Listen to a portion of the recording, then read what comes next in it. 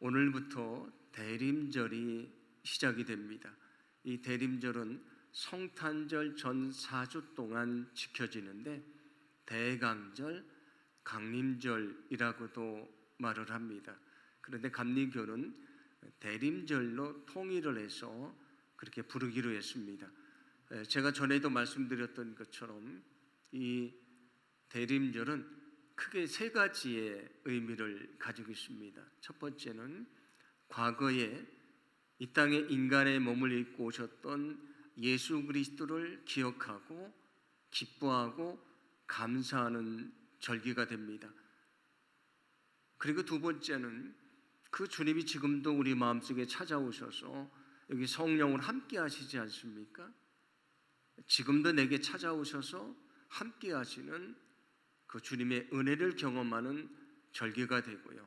세 번째는 부활하시고 승천하신 주님이 이 땅에 다시 오신다고 하셨는데 다시 오시는 주님을 기다리고 준비하는 믿음을 훈련하는 그런 의미가 있습니다. 우리가 매년 대림절을 맞이하게 되는데 그냥 지나가는 시간이 아니고요. 우리 대림절의 의미처럼 이 땅에 구원자로 오신 예수 그리스도의 은혜를 우리가 경험하고요. 지금도 내 안에 계시는 주님을 다시 뜨겁게 우리가 만나게 되고 다시 오실 주님을 기다리고 준비하는 그런 축복의 시간이 되기를 간절히 소망합니다. 오늘 우리가 봉독한 말씀은 대림절기가 되면 아주 중요하게 읽혀지는 말씀입니다. 특히 오늘 전체 본문에 속하는 6절 말씀은 매우 중요한 말씀인데 제가 봉독해 드립니다. 한 아기가 우리에게 태어났다. 우리가 한 아들을 모셨다. 그는 우리의 통치자가 될 것이다. 그의 이름은 놀라우신 조언자, 전능하신 하나님, 영존하시는 아버지, 평화의 왕이라고 불릴 것이다. 아멘. 여기 보시면 한 아기가 태어났다. 근데 그가 누구라고 말합니까? 하나님이 보내신 하나님의 아들이다 라고 말씀을 합니다. 교회학교 어린이에게 여기 한 아기가 누군지 아니? 이 본문을 읽어주면서 이 한 아기가 누군지 아니? 라고 물어보면 아마 교회 예배를 잘 참석했던 그 어린아이는 예수님 아니에요? 라고 아마 대답을 할 것입니다. 맞습니다. 우리가 구약 성경을 읽다 보면 이거 예수님 얘기인데 라고 느껴지는 말씀이 많이 있습니다. 왜냐하면 구약 성경은 예수 그리스도에 대한 예언의 말씀이고요. 신약 성경은 그 성취하심에 대한 말씀이기 때문입니다. 그래서 초대교인들은 오늘 이 말씀을 읽으면서 무엇을 생각했냐면 저 베들레헴에 태어났던 구세주 예수 그리스도를 생각했습니다. 그래서 이 말씀을 예수님에 대한 예언의 말씀으로 받아들이게 되는데 오늘 그분이 어떤 분이라고 말씀을 합니까? 영원한 통치자가 되신다. 우리를 돕는 자가 되신다. 그분은 삼위일체 되시는 전능하신 하나님 아버지가 되신다 말씀을 하고요. 이 땅에 평화를 주러 오신 평강의 왕이 되신다고 말씀을 합니다.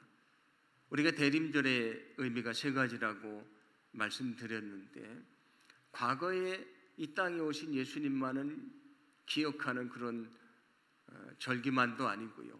미래에 오실 예수님을 기다리는 절기만도 아니고 지금 내게 찾아오시는 주님을 다시 만나는 절기가 됩니다.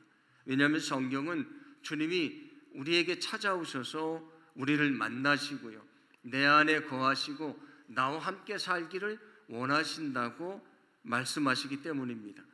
요한계시록 3장 20절 말씀인데 우리 함께 봉독합니다.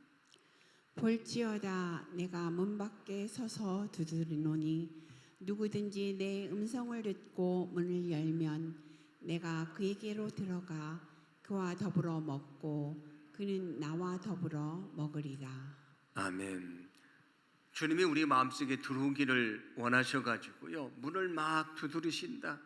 마음의 문을 두드리신다. 그때 우리가 그 문을 여는 것처럼 마음을 열면 주님이 내 안에 들어오셔서 나와 함께 먹을 것이라고 말씀을 합니다. 이 먹는다는 말씀은 어떤 말씀이냐면 그냥 와서 식사 한 끼 하시고 가시는 것이 아니고요. 주님이 내 안에 들어오셔서 여기를 거처로 삼으시고 나와 함께 사신다. 그런 말씀입니다. 이처럼 주님은 우리 마음속에 들어오기를 원하십니다. 우리 마음속에 들어오시면 우리가 그 주님을 맞이하면 우리 안에 놀라운 변화가 나타납니다. 오늘 6절 말씀은 그 예수님이 어떤 분이신가를 예언하는 말씀이고요. 앞에 나오는 1절부터 5절 말씀은 그 주님이 우리 안에 찾아오시면 어떤 변화가 있는가, 어떤 은혜가 있는가를 말씀해 줍니다. 오늘 이 말씀을 통해서 지금도 주님이 우리 안에 찾아오기를 원하시고 내 안에 거하기를 원하시고 나와 함께 살기를 원하시는데 우리가 마음의 문을 열고 주님을 맞이할 때에 주님이 찾아오실 때에 주시는 은혜가 무엇인지를 생각하면서 함께 은혜를 나누어 보려고 합니다. 오늘 2절 말씀은 이렇게 말씀합니다. 제가 봉독합니다. 흑암에 행하던 백성이 큰 빛을 보고 사망의 그늘질 땅에 거주하던 자에게 빛이 비치도다. 아멘. 여기 흑암에 있는 사람들에게 큰 빛이 비춰지게 됐다. 그렇게 말씀을 합니다. 근데 이 흑암을 뭐라고 말합니까? 사망의 그늘진 땅과도 같은 것이다. 죽음과도 같은 흑암 속에 있는 사람에게 큰 빛을 비춰주게 된다 말씀을 합니다. 여러분, 어둠 속에 빛이 비치면 어둠이 사라지게 돼 있지 않습니까? 그래서 오늘 이 말씀은 주님이 우리 안에 찾아오시면 인생의 흑암이 물러가고 빛이 비춰진다는 것을 말씀해 줍니다. 왜 예수님이 우리에게 찾아오시면 어둠이 물러가고 빛이 비춰지게 되는가? 성경은 이 땅에 오시는 예수님에 대해서 이렇게 말씀을 합니다. 요한복음 1장 9절입니다. 함께 봉독합니다. 참 빛이 있었다. 그 빛이 세상에 와서 모든 사람을 비추고 있다. 아멘. 참 빛이 계신데 그분이 이 땅에 오셨다. 그분이 세상을 비추고 계시다고 말씀을 합니다. 예수님이 이 땅에 오시는데 무엇으로 오신다고요? 참 빛으로 오신다. 오늘 말씀처럼 큰 빛으로 오신다고 말씀을 합니다. 빛이 오면 어둠이 물러가는 것처럼 우리 인생의 어둠이 물러가게 될 것이다. 여기 어둠이 무엇을 말하겠습니까? 우리가 인생을 살다가 고통스러울 때가 있지 않습니까? 우리 인생의 고통이라고 생각할 수도 있고요. 인생을 살다가 우리가 절망스러울 때가 있지 않습니까? 그 절망의 시간이라고도 생각을 할 수 있습니다.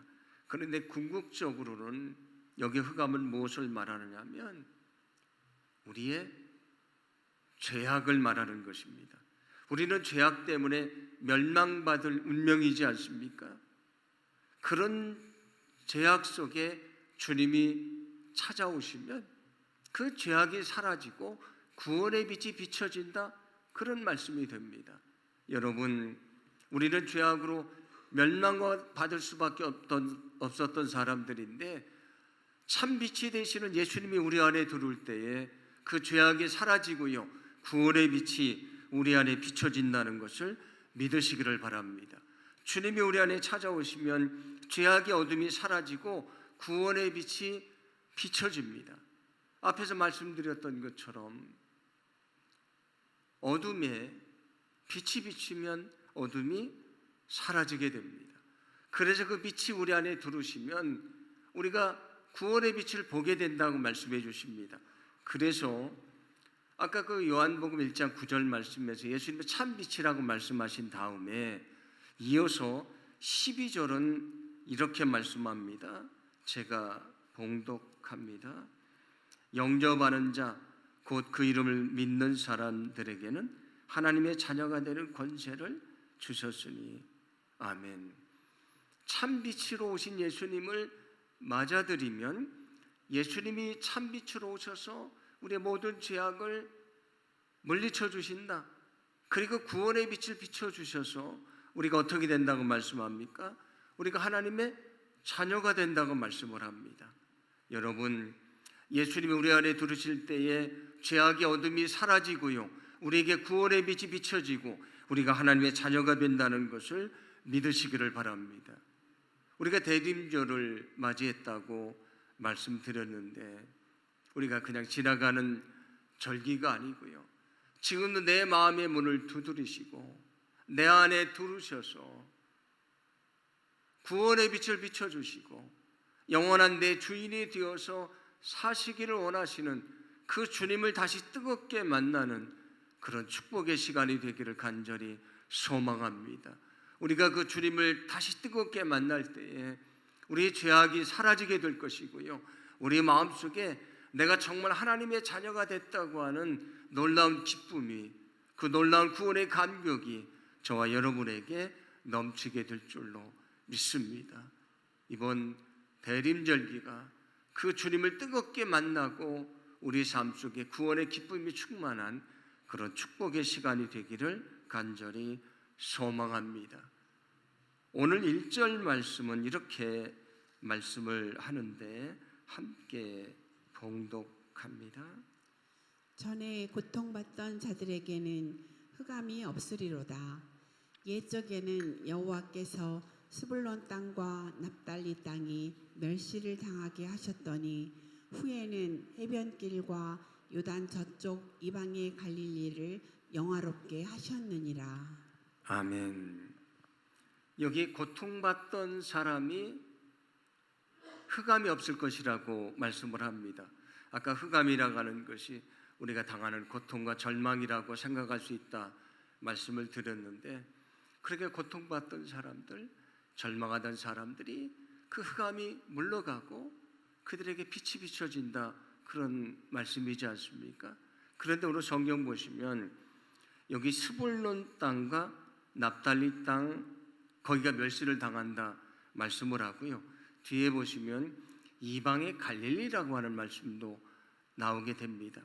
여기 스불론 땅과 납달리 땅은 뭘 말하는 것인가? 제가 지도를 하나 준비를 했는데 잘 보이시려나 모르겠습니다. 이게 이스라엘의 12지파의 땅을 구분한 그런 지도인데, 저기 보시면 위쪽에 납달리와 그 아래쪽에 스불론이라고 하는 곳이 있습니다. 그러니까 납달리와 스불론은 12지파에 속하는 지파를 말합니다. 그런데 그 오른쪽에 보시면 호수가 있습니다. 그게 갈릴리 호수입니다.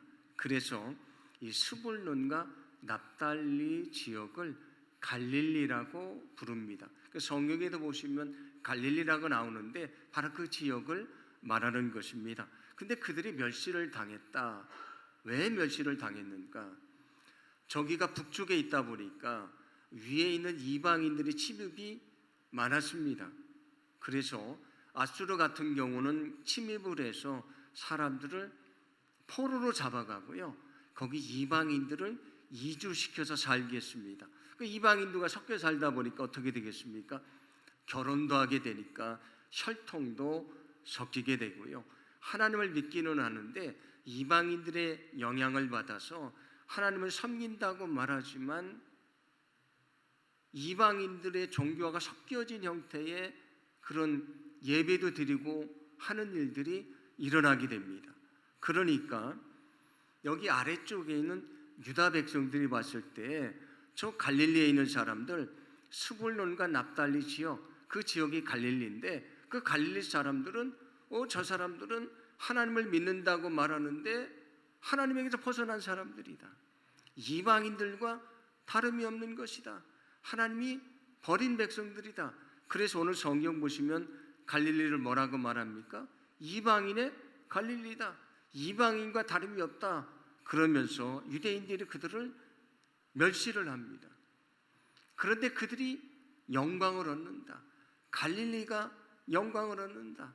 스불론 땅과 납달리 땅이 영광을 얻는다. 어떻게 얻게 되는가? 오늘 우리가 봉독했던 이사야 9장 1절 말씀은 예수님이 첫 사역을 시작할 때에 사역을 설명하는 아주 중요한 말씀으로 인용이 됩니다. 마태복음에 그 말씀이 나오는데 이 말씀을 인용하기 바로 전에 이렇게 말씀을 합니다. 마태복음 4장 13절인데 제가 읽어드립니다. 나사렛을 떠나 스불론과 납달리 지경 해변에 있는 가버나움에 가서 사시니. 아멘. 이게 예수님의 사역에 대한 설명입니다. 예수님이 태어나신 것은 어디서 태어납니까? 베들레헴에서 태어납니다. 근데 원래 부모님의 고향은 나사렛입니다. 근데 호적을 하러 갔다가 베들레헴에서 태어났고요.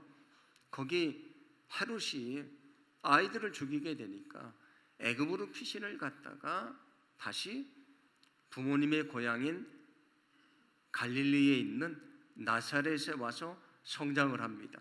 그러니까 예수님의 고향은 나사렛이 예수님의 고향입니다. 그런데 나사렛이 어디 있냐면 갈릴리 지역에 있는 동네입니다. 그런데 예수님이 거기를 떠나서 스불론과 납달리 지경, 여기가 갈릴리 지역이라고 하지 않았습니까? 거기 가버나움은 어디를 말하냐면 갈릴리 호수 왼쪽에 있는 마을을 말합니다. 가버나움이 예수님의 첫 번째 사역지가 됩니다. 남쪽에 있는 유다 사람들이 스불론과 납달리 지경에 있는 사람들을 멸시를 했습니다. 갈릴리 사람들을 이방인의 갈릴리라고 멸시를 했습니다. 그런데 세상을 구원할 메시아가 어디에서 자라나십니까? 나사렛에서 자라나시고요. 가버나움에서 첫 사역을 시작합니다. 그들이 멸시하던 갈릴리가 예수님이 자라신 고향이 되고요. 예수님의 첫 사역지가 됐다, 그런 얘기입니다. 그래서 지금 나사렛은, 가버나움은, 갈릴리는 영광스러운 곳이 되지 않았습니까? 유대인들은 멸시를 했지만 지금은 갈릴리가 영광스러운 것이 됐습니다.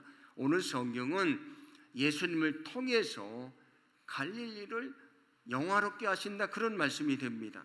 그러면서 오늘 이 말씀을 통해 주신 아주 중요한 의미가 있습니다.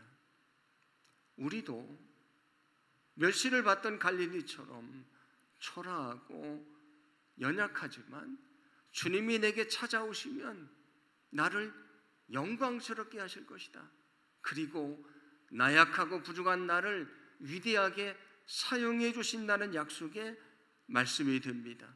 여러분, 주님이 내게 찾아오시면 멸시받던 사람이 영광을 얻게 된다는 것을 믿으시기를 바랍니다. 그래서 멸시받던 사람, 흑암에 있던 사람이 영광을 얻게 되고요, 하나님이 그들을 위대하게 사용해 주신다, 그런 약속입니다. 성경을 보시면 마리아가 예수님을 잉태한 다음에 너무나 감격해서 하나님께 찬양을 드립니다. 그 찬양이 나오는데 그것을 마리아의 찬가라고 말합니다. 거기 보시면 예수님이 오실 때 있을 일을 말씀하는데 누가복음 1장 51절과 52절입니다. 함께 봉독합니다. 그가 권능의 팔을 펴서 교만한 자들을 흩으시고 권력자들을 높은 자리에서 끌어내리셨지만 낮고 천한 사람들은 높여주셨네. 아멘. 예수님 이 땅에 오셔서 교만한 사람들을 흩으시고 여기 낮고 천한 사람들을 영광스럽게 하신다. 그게 예수님이 하시는 일이라고 말씀해 주십니다. 여러분, 우리는 어떻습니까?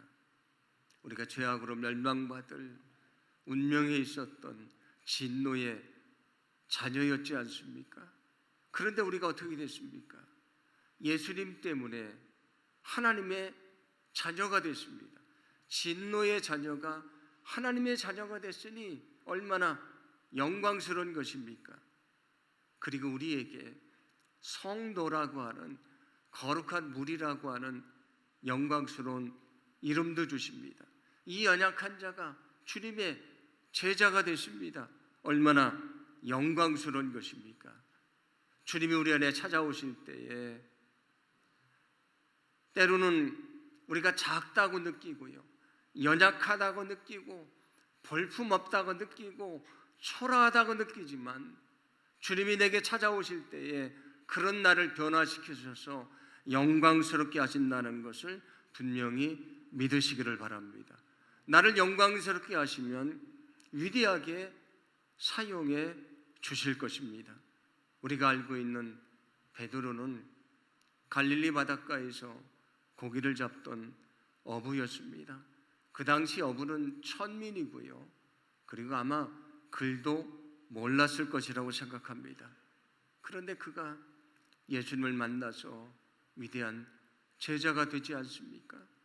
우리도 때로는 내가 너무 작다, 내가 너무 초라하다, 내가 너무 연약하다, 내가 너무 무능하다, 내가 너무 볼품이 없다, 내가 생각해도 내가 너무 불쌍하다, 그런 마음이 들 때가 있지 않습니까? 그러나 여러분, 나는 그렇게 볼품없는 사람이 아닙니다. 왜냐하면 하나님의 아들이신 예수님이 이 땅에 인간의 몸을 입고 오셔서 십자가에서 죽으시면서까지 구원하기를 원했던 사람이 누구냐면 우리 자신입니다. 예수님이 자기 생명과도 바꾸면서 구원하기를 원하셨던 사람이 우리 자신입니다. 우리는 하찮은 존재가 아니고요, 우리는 오늘 말씀처럼 하나님이 구원해 주신 영광스러운 주님의 자녀라는 사실을 여러분 분명히 믿으시기를 바랍니다. 우리를 영광스럽게 만들어 주셨으니 주님을 우리를 위대하게 사용해 주실 줄로 믿습니다. 인생을 살다가 내가 너무 작다, 내가 너무 연약하다, 내가 너무 초라하다, 내가 너무 부족하다, 너무 볼품이 없다 느낄 때가 있지만, 그러나 결코 절망하지 않기를 간절히 원합니다. 나를 영광스럽게 하신 주님은 나를 위대하게 사용해 주실 것이고요, 주님이 내게 들으실 때에 이런 놀라운 축복이 저와 여러분에게 있게 될 줄로 믿습니다. 우리가 대림절을 보낸다고 했는데 이 대림절기를 통해서 우리가 다시 주님을 뜨겁게 만나고요, 내가 얼마나 소중한 존재인지를 깨닫게 되고 나를 더 위대하게 사용하시는 하나님의 은혜를 체험하는 저와 여러분의 삶이 되기를 간절히 소망합니다. 오늘 성경 3절은 또 이렇게 말씀을 하는데 함께 봉독합니다. 주께서 이 나라를 창성하게 하시며 그 즐거움을 더하게 하셨으므로 추수하는 즐거움과 탈취물을 나눌 때에 즐거움같이 그들이 주 앞에서 즐거워하오니. 아멘. 그들이 흑암과도 같은 상황 속에 있었다고 말씀을 드렸는데 오늘 뭐라고 말씀합니까? 흑암 같은 그들이 창성하게 될 것이다. 그들이 즐거움을 얻게 될 것이라고 말씀합니다. 그러면서 두 가지를 말씀하는데 어떤 즐거움이냐면, 농부가 열심히 농사를 져서 가을에 추수를 얻을 때 기쁨이 있지 않습니까? 그와 같은 기쁨을 주시겠다. 전쟁에 나간 사람들이 전쟁에 승리를 하고 탈취물을 얻었는데 그것을 나누어 갖게 될 때에 그 기쁨이 그들 안에 있을 것이다 라고 말씀을 합니다. 앞에서 이 흑암이라는 것은 죄악을 말하기도 하고 고통을 말하기도 하고 우리의 절망을 말하기도 한다고 말씀드렸는데, 오늘 이 말씀은 어떤 말씀입니까?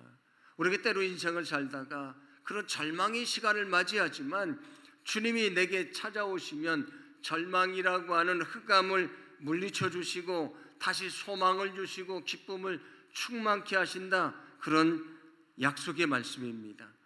여러분, 주님이 우리에게 찾아오시면 절망한 자에게 소망을 주시고 기쁨을 갖게 하신다는 것을 분명히 믿으시기를 바랍니다. 주님이 내게 찾아오시면 절망한 자에게 소망과 기쁨을 주시는 것입니다. 우리가 인생을 살다가 때로 지치고 연약할 때도 있고요, 용기를 잃어버리고 넘어질 때도 있고요. 절망할 때도 있지 않습니까? 그러나 여전히 우리는 소망이 있습니다. 왜냐하면 내가 정말 주님을 다시 뜨겁게 만나면 주님이 나에게 소망을 주시고요, 나를 다시 이렇게 세워주시고 나에게 기쁨을 주실 것을 우리가 믿기 때문입니다. 소망하기는 이번 대림절기를 통해서 우리가 다시 주님을 뜨겁게 만나고 절망한 우리에게 소망을 주시고 다시 이렇게 세워주시고 기쁨을 주시는 주님의 놀라운 은혜를 체험하기를 간절히 원합니다. 우리가 정말 그 놀라운 은혜를 경험할 수 있도록 우리의 삶을 인도해 주실 줄로 믿습니다. 제가 새가족 모임을 할 때 소개를 해드리는 작은 책이 있는데, 로버트 멍어의 내 마음 그리스도의 집이라고 하는 책입니다. 주님이 내 안에 들어오셔서 내 마음을 거처로 삼으시고 나와 함께 살아갈 때에 나에게 어떤 은혜가 있는가, 어떤 축복이 있는가를 보여주는 말씀인데, 제가 거기 있는 책의 내용을 소개를 해드립니다.